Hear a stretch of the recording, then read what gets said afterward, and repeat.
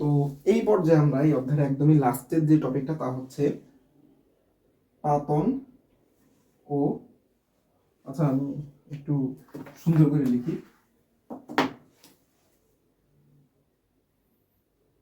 পাতন ও ঊর্ধ্বপাতন। আচ্ছা সুন্দর আসলে হইতেছে না, পাতন এবং ঊর্ধ্বপাতন অর্থাৎ ডিস্টিলেশন এবং সাবলিমেশন। লিখি পাতনটা হচ্ছে মূলত আমার ডিস্টিলেশন আর এটা হচ্ছে সাবলিমেশন। এখন পাতন বলতে আমি আসলে কি বুঝি, আমি হচ্ছে যখন একটা পানিকে আমি হচ্ছে তাপ দিয়ে বাষ্পে পরিণত করব তখন আমরা তাকে বলছি তার বাষ্পীভবন, এবং হচ্ছে আমরা যখন আবার সেম বাষ্পটাকে তাপ কমিয়ে আবার পানিতে পরিণত করব তা হচ্ছে তার ঘনীভবন।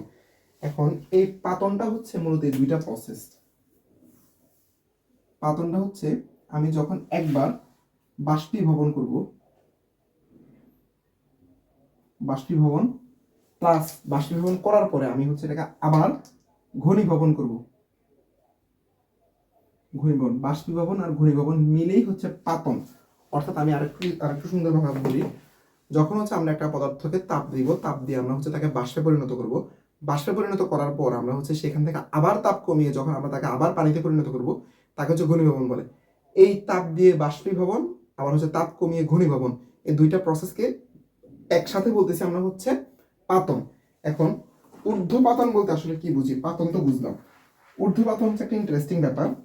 অর্থাৎ আমরা জানি কি, আমরা স্বাভাবিকভাবে জানি কি যে আমরা হচ্ছে একটা কঠিনকে তাপ দিলে হচ্ছে সে কি হবে, তরল, কণার গতিতত্ত্ব আমরা পড়লাম, তারপর হচ্ছে কি হবে, বাষ্প, কঠিন তরল বাষ্প। কিন্তু ঊর্ধ্বপাতনের এক্সাক্ট সংজ্ঞাটা হচ্ছে যে প্রক্রিয়ায় কঠিন পদার্থকে তাপ দিলে তা সরাসরি বাষ্পে পরিণত হয় তা হচ্ছে ঊর্ধ্বপাতন।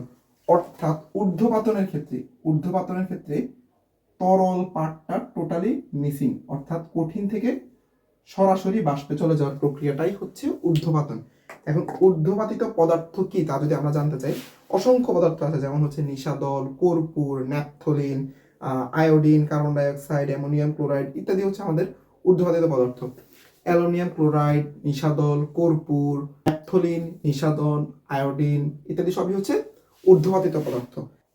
এখন আমাদের আসলে ঊর্ধ্বপাতিত পদার্থ কারা? ঊর্ধ্বপাতিত পদার্থ হচ্ছে আমাদের নিশাদল, কর্পূর, আয়োডিন, ন্যাপথলিন, অর্থাৎ আমাদের যেই ঊর্ধ্বপাতিত পদার্থ তা হচ্ছে নরমালি নিশাদল, কর্পূর, আয়োডিন, ন্যাপথলিন ইত্যাদি আরও আছে। তো নিশাদল হচ্ছে অ্যামোনিয়াম ক্লোরাইড, কর্পূর হচ্ছে C10H16 ও আয়োডিন আমরা জানি, ন্যাপথলিন হচ্ছে C10H8।